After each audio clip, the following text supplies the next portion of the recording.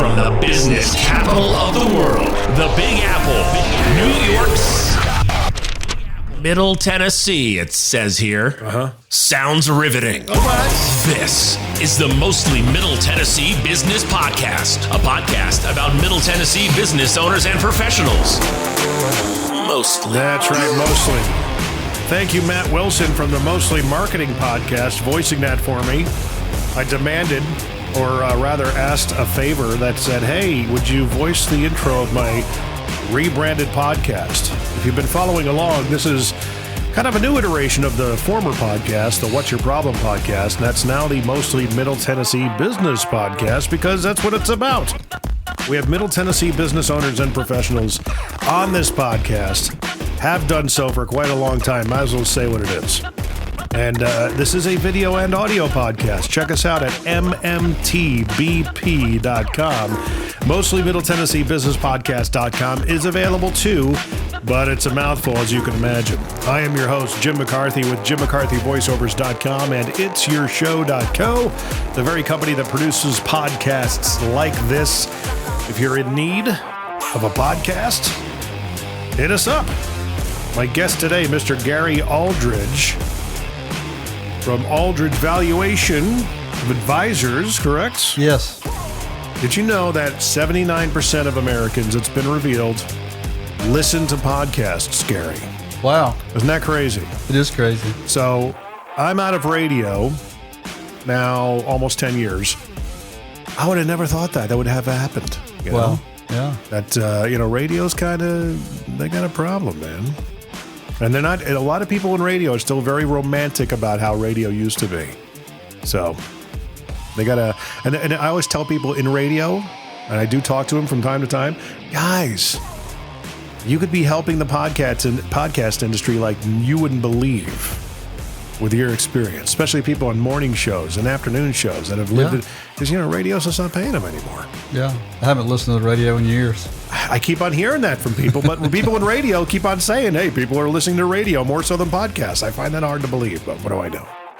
So we're going to get things kicked off as we always do. It's called the Dad Joke Challenge. We're going to be talking to Gary just to kind of set things up. If you're somebody who is looking for business valuation, maybe putting your business on the market, and talking about fractional CFO type things, Gary's your guy. That's what we're going to be kind of covering in this episode, right? But first and foremost, we always kick things off and get the energy going with the Dad Joke Challenge, which is brought to you by Trade Bank of Nashville. Ed Fox heads it up. He is also the owner of Trade Bank of Nashville, and he's a huge dad joke aficionado. If you're looking to tap into an alternative economy, Trade Bank might be for you. If you've got languishing items on a shelf, maybe things are slow, the service industry that you're in isn't exactly doing gangbusters, you could put your business on Trade Bank and trade with other Trade Bank members for pennies on the dollar, because you're only trading what your cost is for retail value. So something to look into. I know a lot of people do it for like phone systems and things of that nature, maybe some office supplies, gifts for their clients. Trade Bank of Nashville, all the details are in the description. Now, the Dad Joke Challenge, Gary, you laugh, I score a point. Uh-oh. If I laugh, you score a point. Ed Fox tells the jokes. I have no idea what they're going to be. There are going to be 5 jokes. Are you ready? I am. Okay, here we go. G'day. Why shouldn't you write with a broken pencil? Because it's pointless. It's pointless. Yeah.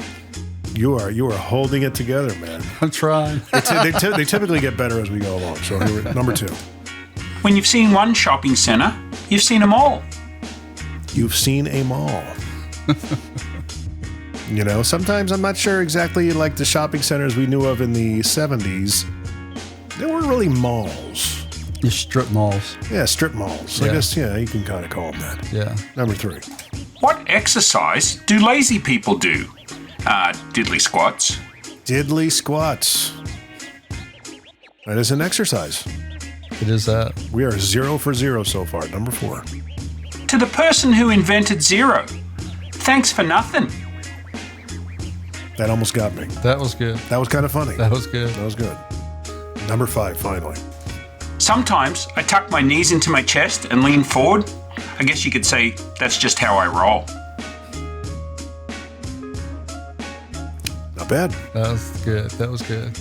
I'm almost on the verge of laughter. Close. On the edge. On the edge. Well, there we go. Nobody won or lost this round of the Dad Joke Challenge with Gary Aldridge. So we're going to get into all things Gary. Let's talk a little bit about where you came from. What started all things you? Where are you from and everything like that? I'm originally from Jackson, Mississippi. Okay. I moved to the Nashville area about almost 8 years ago. March will be 8 years. From Mississippi? From Jackson, right. Oh, wow. Yeah. How did you get started down there? Traditional trajectory, go to college, find out, how did you know you wanted to become what you ended up becoming? I knew at an early age, it's kind of interesting to me anyway. So I was about 5 years old watching my older brother and sister play Monopoly, and they were 9 and 12 at the time. So I wanted to play, and they didn't want to let me play, so I kept being persistent, and they didn't think I knew how to add and all that kind of stuff. So how much older were they? I was 5. They were 9 and 12. Having an interest in Monopoly at age 5, I mean, that's like the age where people start remembering things. That's your earliest memories, right? Right. So one of your earliest memories was the guy with the monocle? That's right. That's right. You ever hear of the Mandela effect? No. And do you remember if the Monopoly guy had a monocle or not? Because there's actually, did he or did he not? I don't remember. Now that you're pressing me about it, I think that he did. But I remember the hat and the boot and the dog and the car. I remember those. There's the other element of it. Did he have a mustache? It's too small. I can't remember. Right. You've seen the game ever since, though. Oh yeah. Yeah. That's a real thing, the Mandela effect. Well, wait a minute. Like, the Berenstain Bears? I remember. There's actually a theory on the internet. Is it Berenstain or Berenstein? I thought it was Berenstein. Or Stein. Because that's the thing is it's Stein, or in some cases it's Stain. Berenstain? Yeah. Okay. And people can't remember how they remember it. Yeah. And I remember even saying that's an interesting way to say it because it looks like it should be Berenstein Bears. I remember in my mind anyway, it was EIN. That's how I remember it. So I called it Berenstein. But evidently, there are people that remember it the other way. Could be. It's called the Mandela effect. Okay. And there's actually a movie devoted to it that talks all about that kind of phenomenon. Not Invictus. No, it's called the Mandela effect. Okay. Oddly enough. Not oddly enough, but, obviously enough. Yeah. So you remember Monopoly at age 5. I do. I can't remember. My earliest memory was... I think I was 4, maybe 3 years old, and my parents were separated at the time. I remember being in my father's apartment with my brother and enjoying the cold air from a wall AC unit, a window AC unit. And we had like mattresses on the floor and stuff like that. So they went through a tough time at one point in their marriage and eventually got back together. But I remember that being a very spotty, hazy memory, but I remember it happening. My first memory period, I remember being what was a crib, looking up and seeing what I learned later was my mother and my sister looking down at me. Really? Yeah. That's really early. That's infancy. Yeah. Yeah. Yeah, a lot of people don't remember that far I remember back. that, yeah. You remember what your next memory was? No, I don't. Monopoly? Probably between the crib and Monopoly, playing with a dog, walking out in the backyard, climbing trees, little boy stuff. What happened with, what about Monopoly that kind of piqued your interest? What was it about? It's just a game. I mean, I was the kid on the block with all the games, all the board games. It's back in the 60s. Yeah. And I loved the games, and they were all different. And they didn't think I knew how to play, and then they would try to short me the rent when they would land on my property. And I would, if they owed me $20 and paid me $12, I'd say, hey, you owe me $8. And were you wise to that? oh yeah, I'm right out of the gate. And so after they did that a few times, they looked at one another, and my sister said, I think we're in trouble. Well, there you go. That's the only thing I ever beat both of them at doing was the game of Monopoly. Really? So, yeah, because they were both very smart, very athletic, and really exceptional. So they were both more athletic than you. Yes. What were their sports? His sports were everything: football, basketball, baseball, track, and tennis. Mm-hmm. And she played basketball and volleyball. I played football and basketball. It's all high school stuff. Nothing serious. Right. What position in football? Middle linebacker. Oh, there you go. Basketball, played forward. Yeah. Well, those are key positions, though. Basketball's a lot more fun. Yeah. A lot more action. A lot more action. You got to touch the ball. Yeah. Got to score. So Monopoly now, the natural progression into what you're doing, what was the next step? Well, I was always interested in math in school. You know, other courses kind of bored me, but math, I looked at it as a competition, and I tried to get, score higher than the other kids, do the problems faster. And it was all about problem solving, which is what I do today, is problem solve. Somebody calls and says, hey, I got a problem, but I don't know what it is. And so then I'll get involved and sort through, look at their financial statement, sort through it, identify it, come up with some options, execute, try to work their way out. So it's more on definitely on a financial side of things. Absolutely. Not exactly building systems and processes in a business, but maybe on the financial side, I guess. But those are pretty tried and true over time. It's just your entrepreneurs that are new don't really know what needs to be done. A lot of them are really strong in sales, and so they're selling a lot, but then they can't pay the bills or they're not making money. They don't know why. Right. And so they're just maybe not as in tune on the financial side as they are on the sales side. So that's where I get Is that involved. a commonality, a common thing that you're running into? Very common. Really? Yeah. Especially with the advent of the entrepreneur in the last probably 8 years now. You got so many people that are putting the moniker of CEO, entrepreneur, of course you get the influencer, thought leader, monikers, those types of things on social media descriptions. Right. Are you finding a lot more people coming forward in those realms that are needing help from you? They are, but they're in all kinds of different industries. Yeah. They're all over the board. There's no commonality in the industry that I work with. I'm like industry agnostic. And for me, the challenge is just figuring out, it really is like a game, and it's just figuring out what the pieces and parts are and what the pain points are, and then identifying them and trying to resolve them. Are they different every time, or somewhat similar? Well, there's some common ground, and they don't know what their break-even points are. They have no concept of benchmarking of cost of goods sold with sales. Don't know much about gross profit, which is even more important than sales. Right. So having to educate them on what gross profit is and why that's important. Benchmarking sales and marketing against revenue, benchmarking G&A expenses, they don't know what that is. Right. And trying to keep a lid on those while your business grows. And that's where the profitability grows. That's where the scaling grows. And while I do spend a lot of time on the financial side, what I teach is people or businesses scale through people, processes, and technology. So those are the places where you really ramp up in value. I mean, it can tweak the numbers and we can get some more money and get you cash flow positive, and I do that. But it's really on the people, processes, and technology. Now, I'm not a technologist, but I can identify a hole and a need and then try to bring somebody in that can fill that. So you had education, I would imagine, in that realm. I do. And with a university of some sort. Undergrad. Back then, you had to have that. Undergrad, I went to University of Mississippi, or Ole Miss, got an undergrad in banking and finance. Went back to grad school, got an MBA at Alabama, concentration in accounting. Wait, Alabama, isn't that kind of aren't they at odds? I'm a Northeast guy. I don't really get the whole, Well, it's only a rivalry if each team beats the other team a good amount of time, and Ole Miss doesn't beat Alabama that much. Right. It's a bigger game for us probably than it is for them. But, right. I went there for the school, for the education. I wanted a different environment, so I went there. It was an excellent school.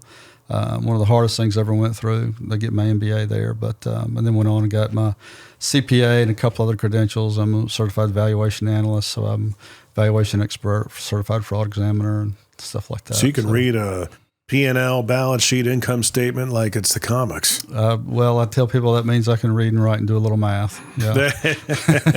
So, first job out of college, what was it? How'd you start ascending? With a bank. Started with a bank in Memphis, Tennessee, on their management training program.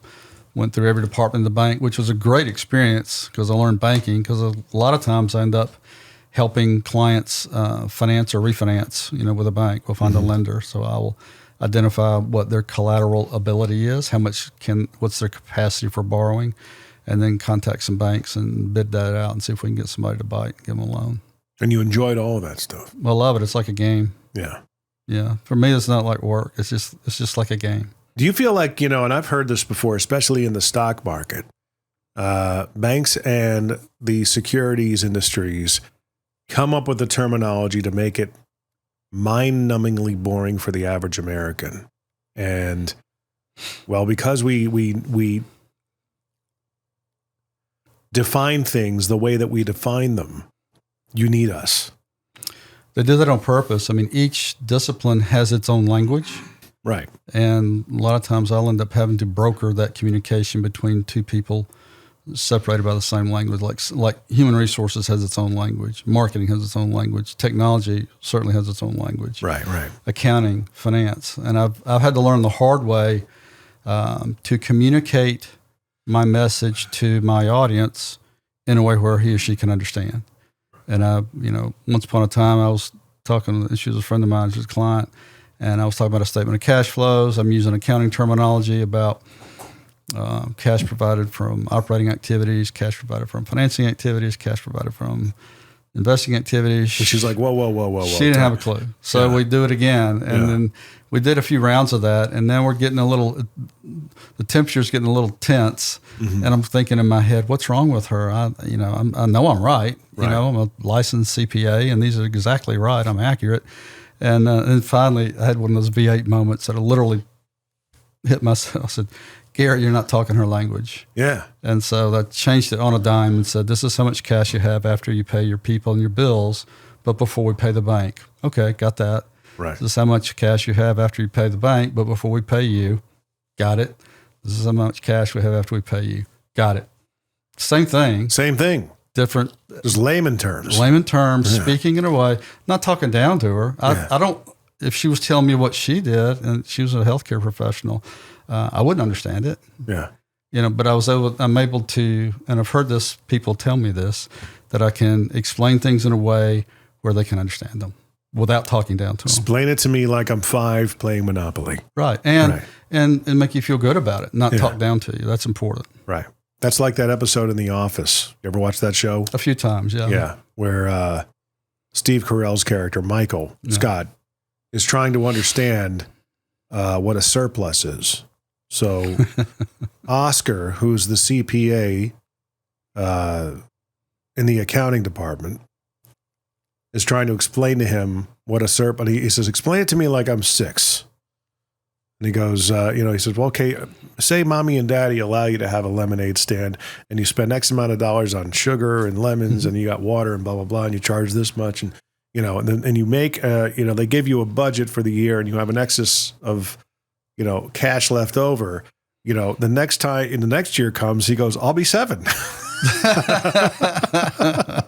But he does that in such a way where it's like, oh yeah, okay, that, everybody typically watching the episode knows what a surplus is, but apparently the branch manager of a paper company did not. Right. So what did you do after? Did you stay with the bank throughout your whole career? Or? Oh no, I've changed several times. So I worked in banking for a while. Then I worked with an ad agency, and then I realized that was a skill set I didn't have. A lot of right brain thinking. Very creative, graphics and words and stuff like that. Although I've learned that I'm creative, but not in that area. I thought I can fumble my way through this, but there are people that are gifted there. And that's not my bent. My bent's on the financial side. So that's when I went back to grad school at Alabama, doubled down on all the accounting stuff, financial stuff, left there and worked with a CPA firm for a while, and then left the public accounting world and worked with private industry for decades, for about 30 years. In the C-suite, CFO type thing? Right, yes, yeah. Hey, Middle Tennessee electricians, handy women and men, and just those of you needing better commercial LED lighting solutions. Yeah, I know, there's so many of you. I have to tell you, there's another option than just the big orange and blue box stores now. Try j2lighting.com. At j2lighting.com, we have the latest technology in all types of commercial LED lighting, from UFO high bays, drawers, area lights, and shoeboxes, right on down to a slimline wall pack that doesn't look like a fist coming off the wall like most other wall packs do. You get what I'm saying, right? Many of our fixtures are wattage and color temperature selectable, which means you have more control over the brightness and appearance in your dark spaces. Check us out at j2lighting.com for a great local source for your commercial LED lighting ideas, even full color light show dreams. Yeah, totally. That's the letter J and number 2 lighting.com. j2lighting.com. I heard the term C-suite back in 2015, and I said, I've always heard that. What does that mean? They're like, oh, well, CFO, CTO, CMO. Oh, corporate. Okay, right. I got you. And I didn't know that until, I was barely 40. Right. That's the kind of ignorance that happens in this country. A lot, to those who aren't involved with entrepreneurship and business. I think a lot of the people that even put the moniker of CEO in their social media titles don't really grasp what that really means. That's right. Right? I've worked with some that put CEO on a business card. That doesn't make them a CEO. Right. What makes a CEO then?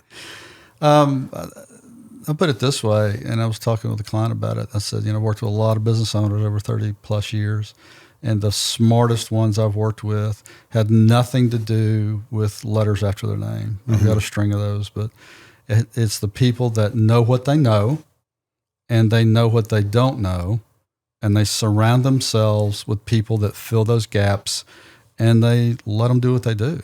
Right. I mean, those are powerful leaders. It's a real mark of humility too, but they're very strong. They just recognize, hey, I need some help in this area, versus people that say, it's my business, I know everything, do what I tell you to do. It can't really help those people.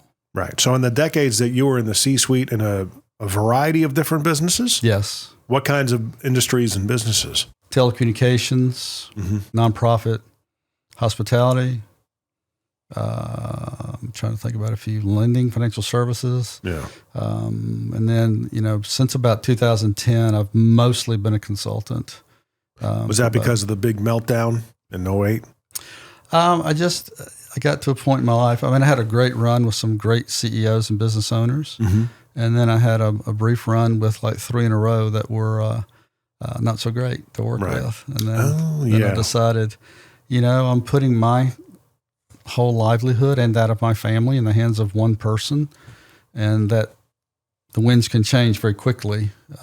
So I decided I'd rather work with several at one time. I like that.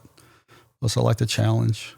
Isn't that the truth, though, that a lot of people think that, maybe starting a side hustle or taking their first steps into an entrepreneurial journey seems very risky? It is. It is, but at the same time, having one job is just, if not more risky. It is. Than having, a couple of different avenues of income. It is. Right. There's risk with everything, and people think, well, I've got a job. You got a W-2. You have it until you don't. And you got to find another one. Well, getting back to even in the beginning, we were talking about radio people. I try those who reach out to me who are curious about podcasting because they're enrolled. I had somebody say, well, it's really expensive to start a podcast, isn't it? I said, no, not really. It depends on what you're looking at in terms of equipment. You're maybe looking at $1,000. And if you think that's expensive, then you probably need to rethink your thinking. Right. Because it's not. When you think about the equipment, because those are assets. Those are the tools you're going to use to get the job done. Your biggest asset is understanding yourself and the knowledge that you have. This particular person had been in Las Vegas radio for the past 20 plus years. A ton of experience. I told her, you have morning show boot camps. You've held down, a midday shifts, afternoon shifts, and done very well in the ratings. You know how to get attention. You know how to communicate.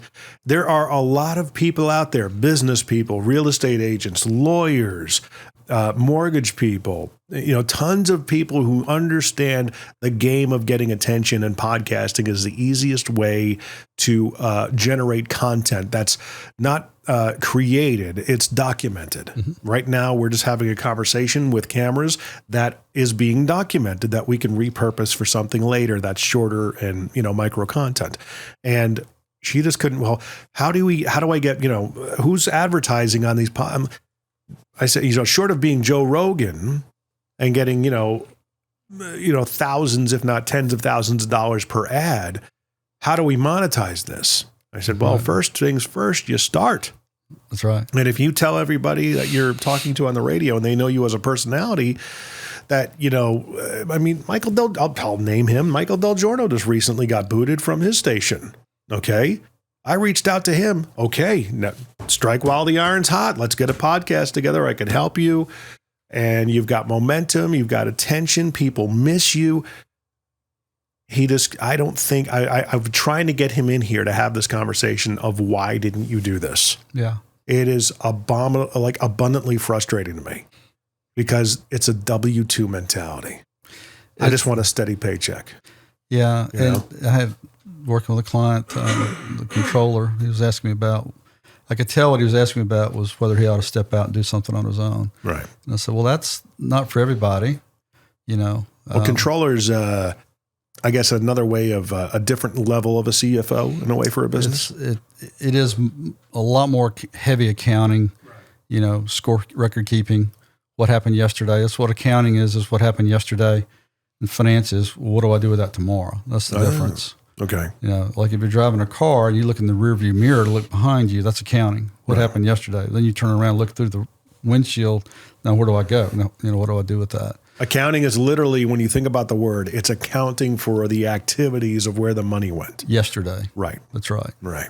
Now, what do I do with that? And so what a lot of accountants do is they just say, here, they give you barrages of numbers and spreadsheets and say, here it is. Let me know if you have any questions. And then the business owner looks, they're busy. They're working their tail off. And, they don't know. That's what I try to teach them is make your accounting team translate that data and the information, make them tell the story. Like, what's important? Why is it important? What happened? What do we do now? Doesn't mean they can, right? And that's where you come in. You can interpret what they documented.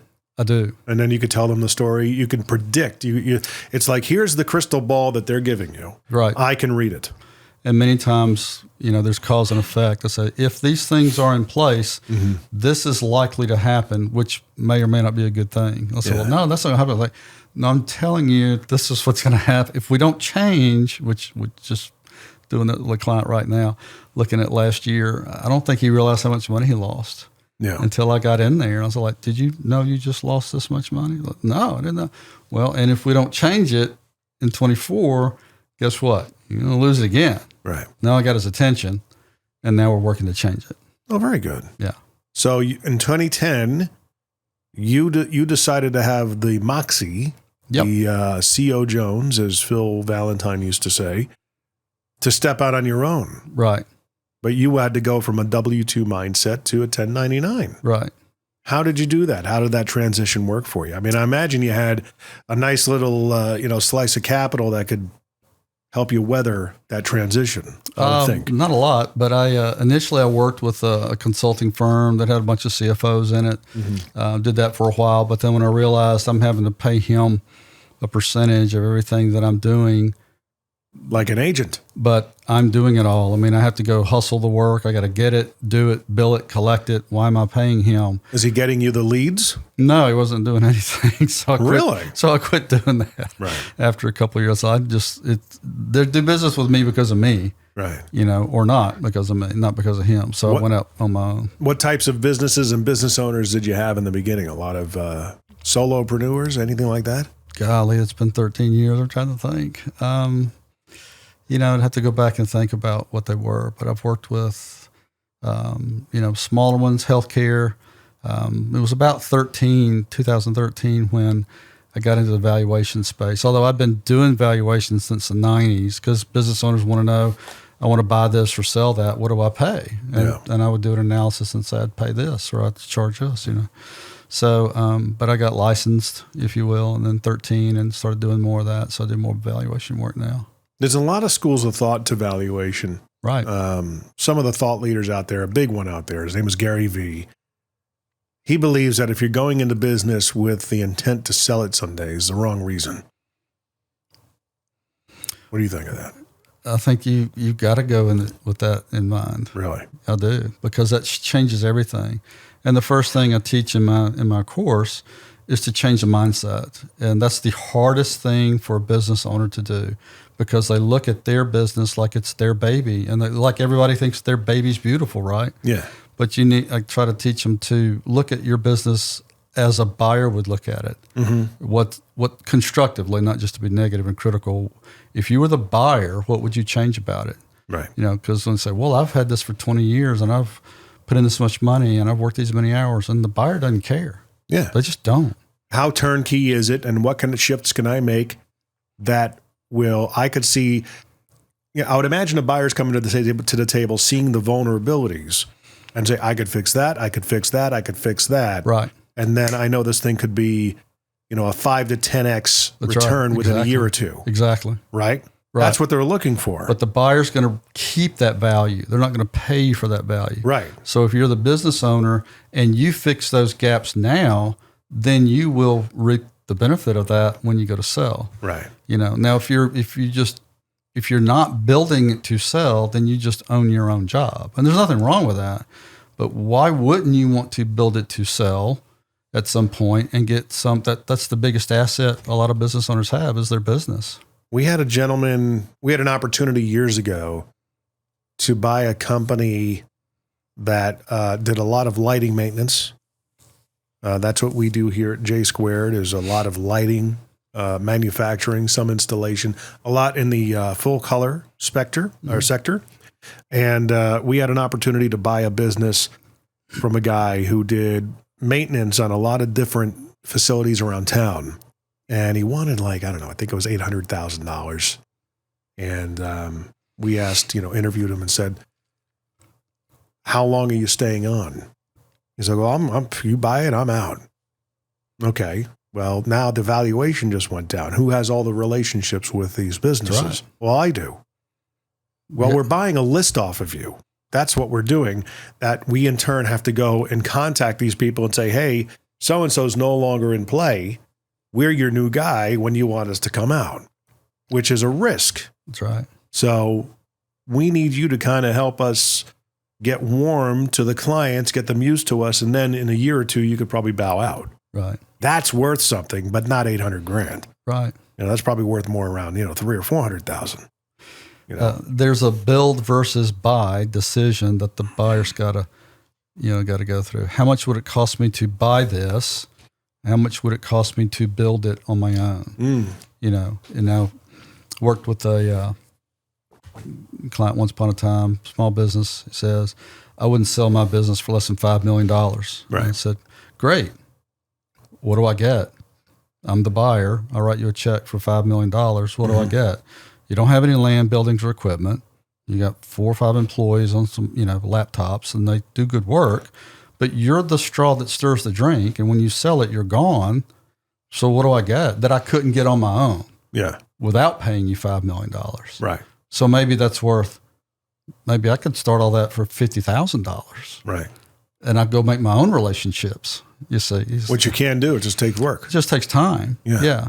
So a lot of business owners don't get that. No, they don't. Yeah. I put all the work, sweat, blood, and tears in.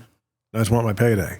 Right. I've worked with, and tried to help a couple guys, different businesses here sell, and neither one of them sold. And one of them, unfortunately, was timing. Had a business, was profitable. COVID hits, sales tank. Now he's losing money. At the end of that year, he's lost a chunk of money. And he's kind of like, well, why didn't you sold the business? I said, how much would you pay for a business that lost X dollars? Yeah. And he got quiet. I was like, and the answer is not much. Yeah. You're not ready yet. You're not ready. So you have a choice, thankfully. He owned the lot and the building, and you have a choice. You can double down, put more money, more time into this business, and maybe 3 to 5 years, build it back up and then sell it. Mm-hmm. Or you can sell your equipment at the local auction and become a landlord, Right. which was a good option for him. And that's the one that he took because he could actually make more money renting it to somebody else than he could losing money operating it. So like 70% of businesses never sell because they're not sellable, or the seller thinks it's worth a lot more than it is. Right. And the buyer at the end of the day will decide how much that business is worth. Isn't that the truth? It's a hard lesson. The value of it is what you're willing to sell it and what they're willing to buy it for. That's right. At the end of the day. So on your website, you've got services. I would think that because you're a fractional CFO for hire. I am. That is part of your consulting package. It is. That once you get in front of, so basically people that are looking, I want to sell my business now. Well, I'm here to tell you why that's a bad idea. And you can't do that right now, but I can help you within the next 2 to 5 years, get you to a place where you want to be. Just did that with a client. Is that the same conversation over and over again? We had the exact same conversation. Really? Working with a business owner here, and she was just burned out and stressed out. She said, I'm exhausted. Yeah. I don't want to do this anymore. So, well, what do you want to do? She says, I want to sell it. I said, well, today it's not sellable. Yeah. Okay. But it would be sellable at this point, and within 30 minutes on a phone call, maybe 45, if you could get it to this point, then it's sellable. And how much, could you do that within a 5-year time period? And here are the steps that you would need to do that. Could you do that? Yeah, I can do that. So now we've got clarity. Now we've got hope. Yeah. And now her whole demeanor changed. She came into the conversation exhausted, left the conversation excited. Yeah. And that's a common type of conversation. But she got the point. But we can get there. Here's the point where it is sellable. Here are the steps to get there.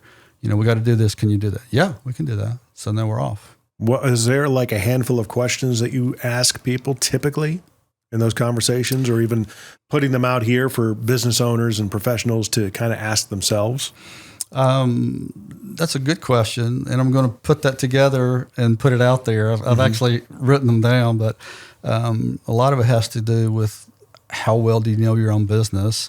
How much of your business is dependent on you? Mm-hmm. Okay. And I tell them, try to teach as a business owner, you just spend 80% of your time driving business value. Don't mistake value with just increasing sales. I've worked with people that are really great salespeople and they're losing money. Mm-hmm. Okay. So just sales in and of itself does not necessarily create value. Grow the size of your business. Well, that takes a lot of cash. Yeah. Okay. Well, the cash got to come from somewhere. Mm-hmm. So, I'll actually need to put those questions together and put it out there for people. And I've written them down on my yellow pad, and I'll do that. Yeah. But there are only 3 sources of cash. There are only 3. You generate it out of your own business, what I call out of operations, or you go borrow it from a lender. Right now is a terrible time to borrow money. Banks are really tight. Interest rates are high. Yeah. Or you go get equity, and that's even more expensive. So that's all you got. Those are your 3 options. I think we're playing our cards right with our business. My business partner and I are aligned. We understand that we can't build this around ourselves and make us a keystone. He knows that he doesn't want to be in the middle of everything. He wants to build the systems and processes, as do I. We understand the value in doing so. We're working on an intranet for the business for all the different media, sales documentation, things of that nature. But we also bought a piece of property not too long ago that we're going to build on. And it's one of those things that we understand that's going to be of tremendous value down the road. There you go. Not a lot of people have the moxie for that. Takes some boldness to step out and do that. Is that a good move, you think, or? I think it could be. You have the drive to do it. That's a lot of it. We took advantage of, I think, reasonable prices for a 10-acre piece of land. We got to rezone it, and there's a good probability that'll happen. And once it does happen, I think the value will probably double from what we paid for it. I think ultimately it'll be a good thing. So you're in the real estate business. We have a separate company that's a real estate holding company. That's what they said. The guy, there was an attorney, I think, told Ray Kroc, the guy that had McDonald's, he said, "You're really the founder. You're in the real estate business. You don't know what you don't know what your business you're in. That's right. Yeah, you're not selling burgers and fries. You're in the real estate business, You're in pal. the real estate business. That's right. And once you realize that, everything changed. That's right. I'm in the education business. You? I am. Yeah, I could see that. Yeah, and I've put all this. I work with people myself, but I can only work with a handful of people at a time, right? So, for me, about 3 years ago, I had asked the question: How do I scale me? Yeah. And I could either hire people, go get work, have them do work, and then I could touch more lives, or I could put all this online. So now it is online, and a course where you can get all this for, not a lot of money. Is it virtual? It's online, yeah. Or rather interactive? It's not interactive yet. There's a down. That's a great thing to do. That would take a little more money, a lot more money. I know a guy. Good. We may do that. There's Brad Lee, and he owns Lightspeed Virtual Training, and he licenses his technology.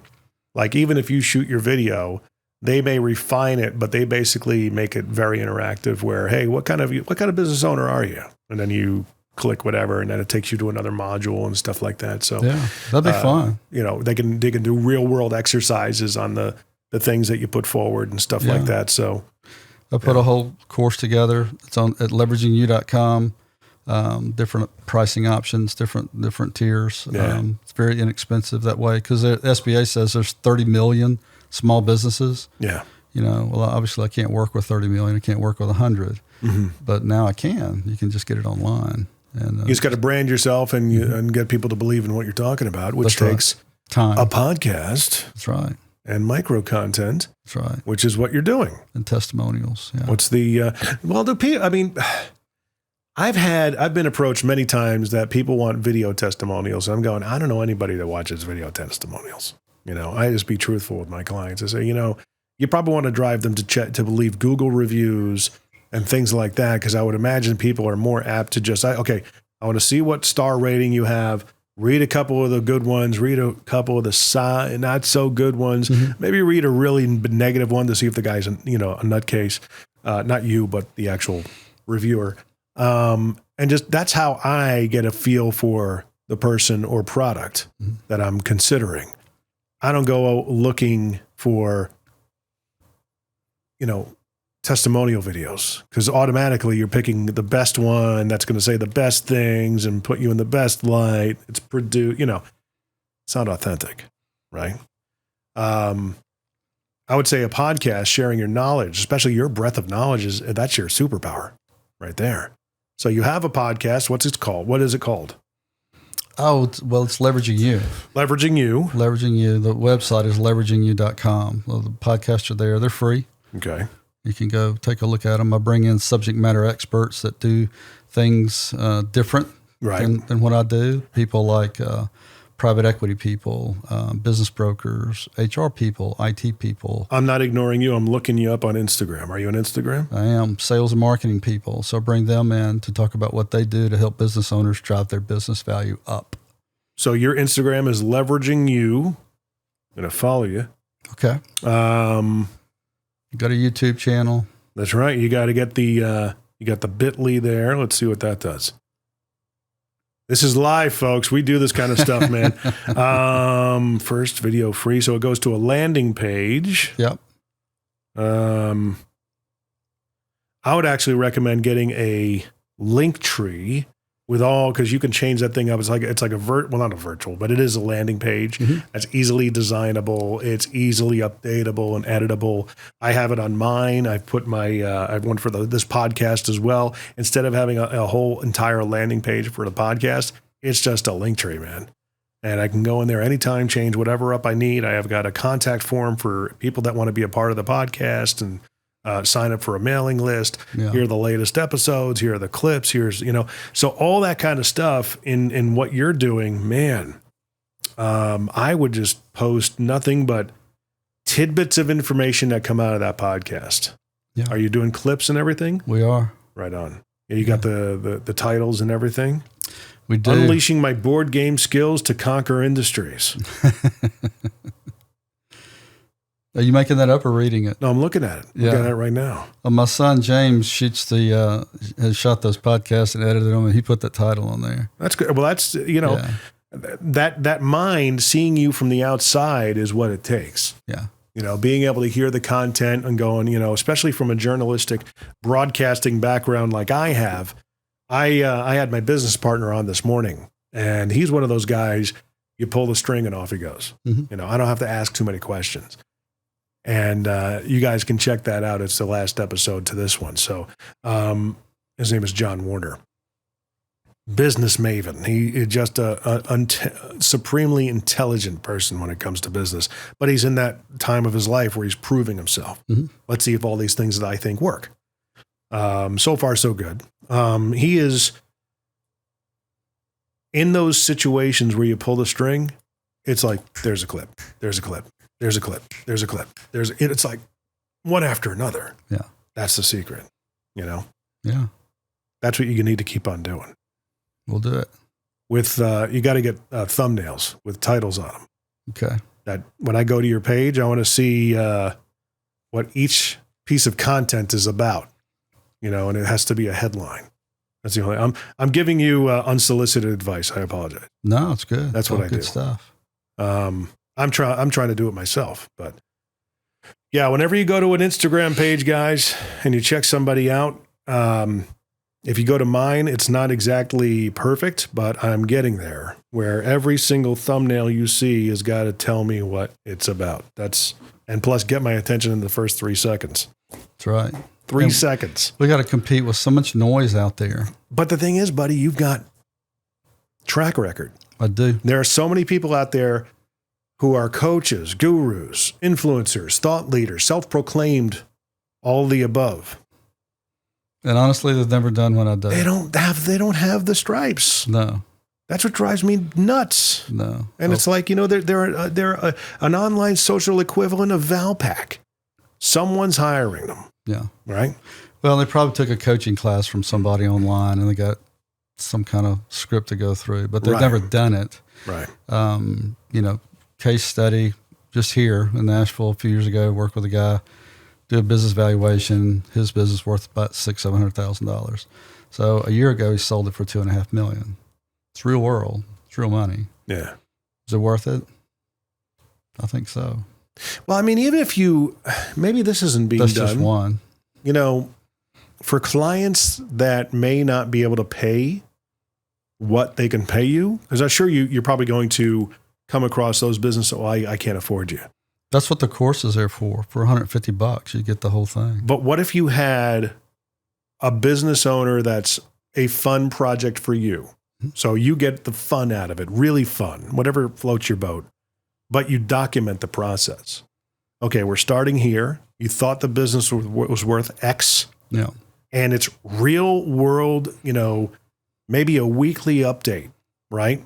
Where, hey, we met with, we're meeting today. We just got done with our meeting. We identified some problem areas. Here's the specific numbers. Yeah. Here's what the valuation we came up with. You're not valued as much as you think, but hey, we're going to get there. Follow us in this journey over the next 2 to 3 years as we get him there. Right. Social proof. Yeah. You're welcome. Yeah, thank you. Yeah, well, you're going to see changes to the website because we're going to put a graphic on there that talks about the value journey, which is just what you talked about. You're starting here, and then you're going along the line, and you end up here. Right. And you're going to have setbacks. That's why the line is not linear. Right. It moves up and down. But I don't think anybody's documenting a real world situation like that. And it has to be with somebody who, they're right for the course, but maybe you just want to get in lieu of them paying you. Okay, in exchange, I want to document this process to help market me. Yeah. To give myself, people can see, they'll believe the message, they'll believe the messenger and the message because the proof's in the pudding. And you're going to see it play out in real time. Right. That's something to think about because I don't think anybody's doing that. Probably not. I could do it. Because everybody's putting out their Beyonce moments. Yeah. I'm at the top, but nobody's ever seen what it took to get to the top. Right. Could do that. I could just shoot it from my iPhone once a week. Just give them a weekly update. Hey, just bring them in your podcast studio and just say, hey, if it's a monthly thing, maybe it's a monthly side, maybe show bonus episode that you're putting in your podcast. Yeah. That, hey, here's, we're checking up with, Corporation XYZ. If you've been following along, we started here over the past 6 months. We've actually gotten to a mile marker of X. The next one to hit is this. The next goalpost is that, so on and so forth. Yeah, the only issue I can see is that people want to maintain their privacy. Well, that's the trade-off. And they don't want to publish they don't want to publish the numbers. I will be intimately involved with you like you would be paying me a full scale. You won't be paying me. The only exchange is going to be the fact that we're going to make this public. Right. You have to be okay with that. Yeah. And that's a trade-off. That's a trade-off, and I think in 2 to 3 years, it could really put some powder keg in that. It's a good idea. Keg. Thank you. Yeah, thank you. Powder in that keg. Thank you. Yeah. I don't think anybody's doing that. No, not like that. I mean, in that course, I give tons of real-world examples of stuff that I ran into, but those are Beyonce moments. Not one chronological story. You could tell the stories of all those, but nobody ever sees them play out in real time. It does take time. It does. And if you're following along with the story, you're going to see it does take time because it's a 2 to 3 to 5 year grind. It is. You thought you were here. You're not. Right. I got bad news for you. But thank you for agreeing to do this. Make sure your legals are in place with that kind of stuff. But one guy called me in and said, I want to sell my business in 18 months. What can you do for me? And I said, not a lot. Yeah. Short of having some massive sales effort to ramp up, or gut your infrastructure, to get your cash flow up. But that's going to be artificial because then the buyer's got to go back and replace that infrastructure you just gutted. So it takes a while to move the needle. Yeah. It really does. It's hard. That kind of financial education, I don't think is on YouTube. No. What is the most extreme result you've ever seen in what you do? I love this story. This is more entrepreneurial than anything. So I'm working with a guy in telecommunications. We would buy licenses, and it's like real estate in the sky. Mm-hmm. All the stuff that we do, the Wi-Fi, phones, and all that, it goes through the air. And so I identified a license. This guy, trying to make it a short story, where he owned a license in Monroe, Louisiana. And I said, how much you want for it? And he said, well, I paid $325,000. I said, well, what do you want for it? He said, I wouldn't sell it for less than 10 times. Well, so I want $3.25 million, right? So let me do some research. I'll get back to you. So I determined the market value is probably $7 million. Mm-hmm. So I go to the CEO and said, if we buy it for $3.25, we can flip it for $7 million. He said, I want to pay him 10 times. He said, it doesn't matter what his ROI is. It only matters what our ROI is. Yeah. So we bought it for $3.25. From the time we bought it and closed, the time we sold it and closed was 4 months. Wow. Bought it for $3.25, sold it for not $7, but $10 million. Wow. Yeah, so that's one of my favorite stories. So basically doing what we talked about earlier, identifying the vulnerabilities and the blind sides that the previous owner knowing what your asset's worth. Right. Doing the research to do that. A couple other stories. I got in, worked for a company. They were in solar energy space, and their line of credit was fully borrowed, about $3 million. AR was about $3 million. I thought that's odd. So I did a little more research, and one vendor in Europe, our primary distributor, owed us $3 million. Right. And they had owed us that for 150 days. Ugh. So I emailed the guy and I said, hey, I'm Gary. I'm the new guy, blah, blah, blah. Very nicely, very professional. Looking at our records, it looks like you guys owe us $3 million. Unless I'm missing something, would you please pay us? Well, I got a wire for $1.8 million within 48 hours. Oh, wow. Yeah, wow. No one thought to ask. Nobody asked. Wow. And then I, paid down the line of credit, saved whatever, $80,000, $90,000 a year in interest. Yeah. Yeah, that'll do it. With one email. Yeah. Only because you asked. Only because I asked. He knew he owed it. Yeah. He didn't nobody argue ever it. asked me for it. He's letting us be his bank. That's right. So, yeah. Little things. I did that kind of stuff all the time. I teach my kids that all the time, sometimes to our detriment, that you never know whatever you want. the answer you'll never know it, or it will be no, unless you ask. That's right. So they relentlessly ask us for What could he say? No. Right. What's the worst thing that could happen? No. Yeah. And I can take it if I'm wrong, or something. My daughter has converted, grade valuations just by asking, what's the one thing it's going to take for me to, help out here? Is there another test I can take? Right. Well, you could do this. Okay, if I do this, what is it going to mean? Well, it could be a full grade bump if you do. Okay, I'll try it. And, no one ever thinks to ask. Typically. Different company, they were distributed fuel all over the place, 13 states. They had some accounts receivable that was over a year old, $1.2 million, over a year old. So I dug in the files. I picked up the trail on each account, called the different people, worked through it, got one guy, he was an attorney down in Florida, told him who I was, what I wanted, and he just yelled at me, screamed at me, you wasted so much of my time, blah, blah, blah. I said, well, I'm the new guy, and I can get you what you want. And I was really having to pull the phone away. He was yelling that loud, but I let him yell. Yeah. So just give me a chance. Tell me what you need. I'll get it to you. Within, give me 2 days, I'll get it to you. Right. And we ended up collecting $200,000 in cash. Wow. From an attorney. Well, he was the one representing us. He was collecting it from the people who owed us. Okay. But the former guy dropped the ball a lot of times. So I just picked up. A lot of times it's just being diligent, being persistent, and just not giving up and just staying with it. And I never yelled or screamed or cussed anybody about it. I just said, hey, what do you need from me? What can I get you? You don't strike me as someone who would lose your cool. Not often. Yeah. You seem very cool, calm, and collected, even keel. Mostly. Not like me. Most of the time I am. Most of the time. There are times, there are moments, but they're rare. They're special. How do people find and follow you? How do they follow me? GaryAldridge.com. Mm-hmm. And then if you go there, or you can go to leveragingyou.com, and you can that's sign spelled up. out. Leveragingyou.com, YOU.com. Yeah, you can find me there. You can sign up for newsletters, watch podcasts for free, get the first video for free. There's a lot of free stuff on there. You're going to see some changes to that pretty soon. Give me your 6 to 9 word value statement, your positioning statement. What is it? What's the big idea for what you do for people? Maximize the value of your business. Everything I do is wrapped around maximizing the value of your business. Beautiful. Measure it today, grow it, sell it. There you go. Measure it, grow it, sell it. Well, there you go, guys. Another Middle Tennessee business owner here and a professional in the utmost sense. That's on the podcast. Thank you for coming on. Check him out. All the information, of course, will be in the description of GaryAldridge.com and LeveragingYou.com. Your podcast is on all the major platforms. Yes. Great. That's good.